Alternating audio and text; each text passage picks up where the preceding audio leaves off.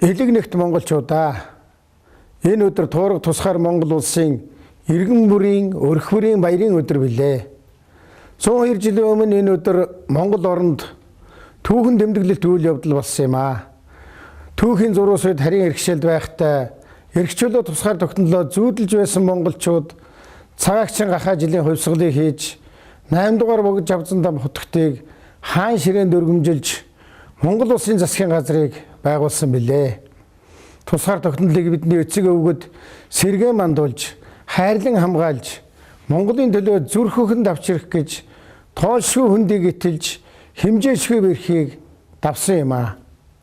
Тусгаар тогтнол гэдэг энэ үнэтэй үг хаадын хүсэл зориг Монгол Эрсийн халуун нам бүлээн цус Монгол хүн бүрийн сэтгэлийн хатаар дамжиж биднийх болсон. Тиймээс энэ хоёр үгний цаана эх орон өөрөө оршиж байдаг билээ.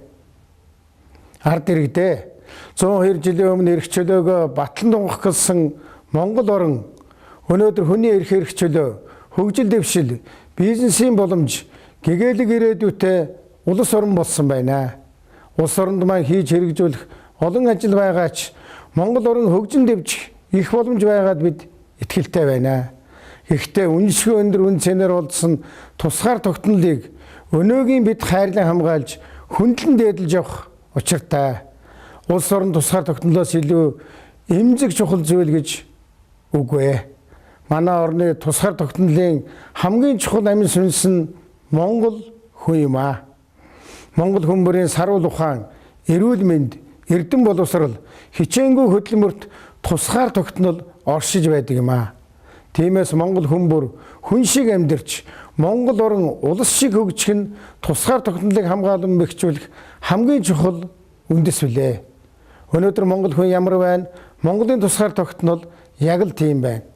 Эзэн хичээвэл заяа хичээнэ гэж ардын маань зүрэг байдаг.